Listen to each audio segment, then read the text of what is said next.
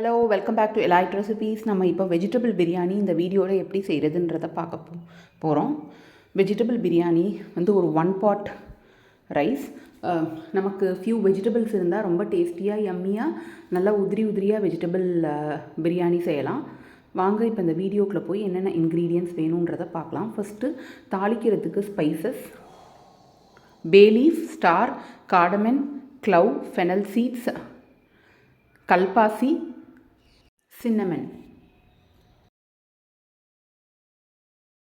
So இப்போ vegetables: carrot, beans, cauliflower, green peas, soya beans, butter beans.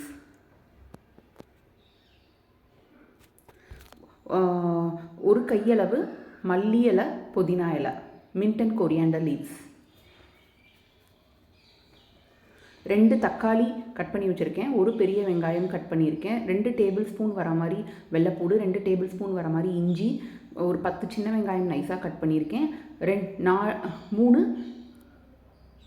பச்சை மிளகாய், garam masala powder,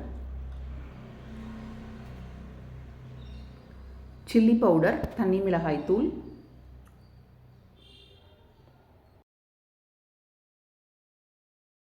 உப்பு, சால்ட்,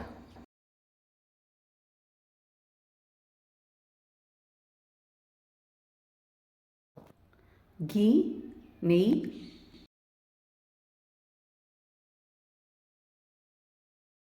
குக்கிங் ஆயில்,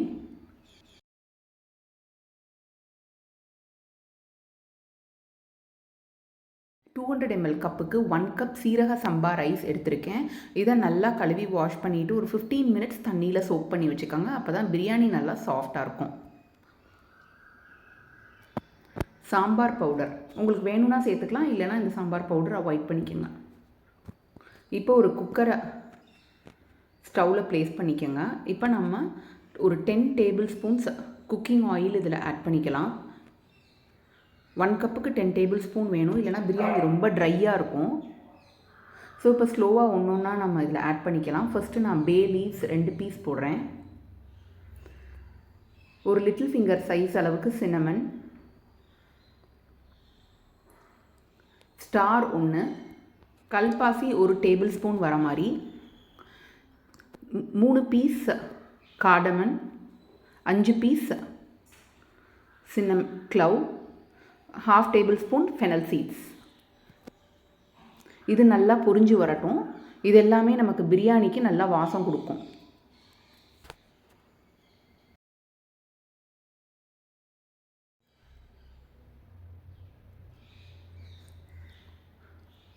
இப்போ கட் பண்ணி வச்சுருக்க 3 பச்சை மிளகாயையும் சேர்த்துக்கோங்க. ஒரு கையளவு மல்லி, புதினா இலை, மின்ட் அண்ட் கொரியாண்டர் லீவ்ஸ். இதையும் நல்லா கிண்டி விட்டுக்கோங்க. இது எல்லாமே சிம்மில் வச்சு குக் பண்ணுங்கள். அப்போ தான் இந்த லீஃப் எல்லாம் ப்ரௌன் ஆகாமல் இருக்கும், இந்த க்ரீன் மெயின்டைன் பண்ணியிருக்கோம். இப்போ நான் வந்து ஒரே ஒரு பெரிய வெங்காயம் கட் பண்ணியிருக்கேன், அதையும் சேர்த்துக்கிறேன். Big onion. இதுவும் நல்லா வேக வச்சுக்கோங்க, அந்த பச்சை ஸ்மெல்லாம் போகிற வரைக்கும். நான் ஒரு பெரிய வெங்காயம் தான் போட்டிருக்கேன், ஏன்னா நம்ம நிறையா வெஜிடபிள்ஸ் எல்லாம் சேர்க்குறோம்ல, அதனால்.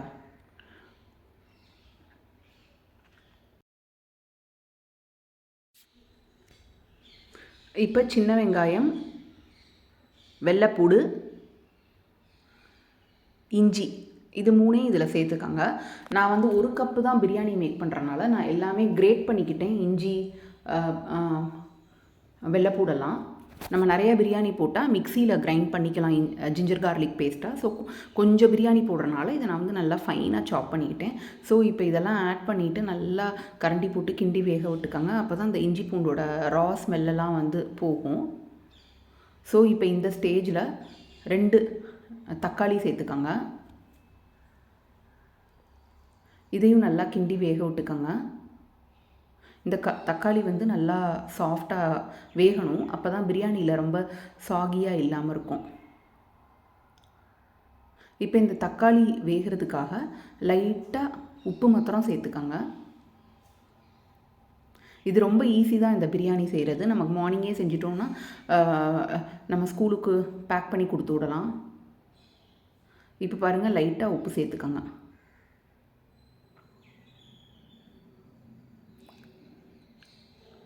உப்பு சேர்த்தோன்னா தக்காளி டக்குன்னு சீக்கிரம் சாஃப்ட் ஆயிரும்.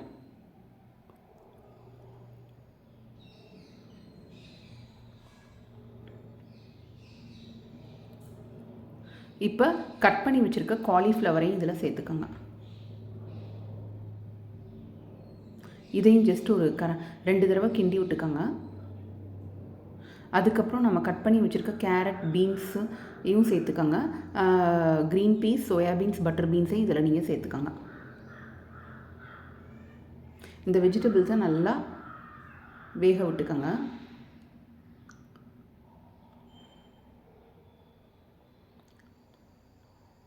ஒரு 5 மினிட்ஸ் இந்த வெஜிடபிள்ஸ் எல்லாம் நல்லா வேகட்டும். இப்போ நான் வந்து ஒரு 1 டேபிள் ஸ்பூன் சில்லி பவுடர் சேர்க்குறேன். 1/2 டேபிள் ஸ்பூன் சாம்பார் பவுடர் சேர்க்குறேன்.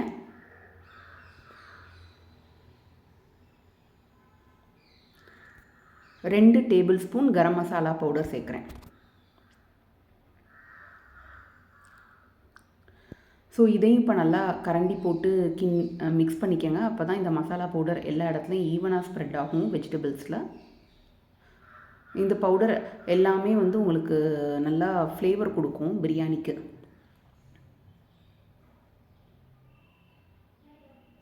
ஸோ இப்போ இதை நல்லா மிக்ஸ் பண்ணி விட்டாச்சு. இப்போ நம்ம சீரக சம்பா ரைஸை 15 மினிட்ஸ் சோக் பண்ணியிருந்தோம்ல, ஸோ இந்த ரைஸை மாத்திரம் இதில் சேர்த்துக்கோங்க. ரைஸை வந்து இதில் சேர்த்துட்டு நல்லா கரண்டி போட்டு கிண்டி வேக விட்டுக்கோங்க. ரைஸ் ஜஸ்ட்டு சும்மா ஒரு லைட்டாக சுடணும். அந்தளவுக்கு வர்ற வரைக்கும் நீங்கள் ரைஸை வந்து ஈவனாக கிண்டி விட்டுக்கோங்க. ஸோ இப்போ 1 கப் சீரக சம்பா அரிசிக்கு நமக்கு 3 கப்ஸ் ஆஃப் வாட்டர் தேவைப்படும். 3 கப்ஸ்னால் வந்து 600 ml வாட்டர். ஸோ இந்த 600 ml வாட்டரை நம்ம மெஷர் பண்ணி இந்த பிரியாணியில் ஆட் பண்ணிடலாம்.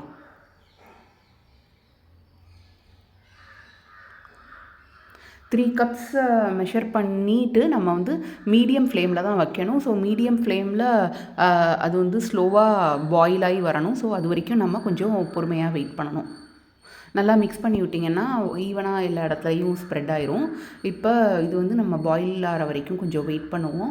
இதுக்கு தேவையான அளவும் உப்பும் சேர்த்துக்கோங்க.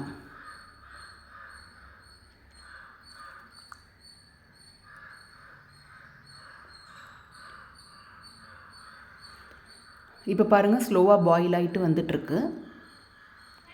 இந்த ஸ்டேஜில் ஒரு 3 டேபிள் ஸ்பூன் கீ ஆட் பண்ணிக்கோங்க. அப்போ தான் இன்னும் கொஞ்சம் நமக்கு டேஸ்ட்டை என்ஹான்ஸ் பண்ணி கொடுக்கும். இப்போ இதை நல்லா மிக்ஸ் பண்ணி விட்டுருங்க. இந்த மாதிரி நல்லா கொதிச்சு வரும்போது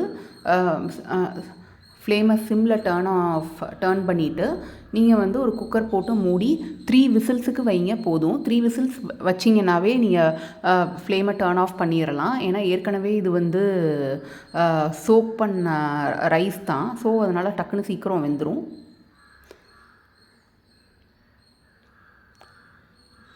ஸோ இப்போ பாருங்கள், வெஜிடபிள் பிரியாணி சூப்பராக ரெடி ஆயிடுச்சு. நல்லா ஃப்ளேவர்ஃபுல்லாக ரெடி ஆயிடுச்சு. நல்லா உதிரி உதிரியாகவும் வந்திருக்கு. நீங்களும் இந்த மாதிரி பிரியாணி ட்ரை பண்ணி பாருங்கள். லைக் பண்ணுங்கள், சப்ஸ்கிரைப் பண்ணுங்கள், கமெண்ட் பண்ணுங்கள், ஷேர் பண்ணுங்கள். சண்டேஸ் நமக்கு ஸ்பெஷலாக லஞ்சுக்கு எதுவும் பண்ணணுன்னா இந்த ரெசிபி பண்ணலாம். எல்லா ஏஜ் ஆஃப் பீப்புளுக்கும் இது ரொம்ப ஹெல்த்தியான ரெசிபி தான்.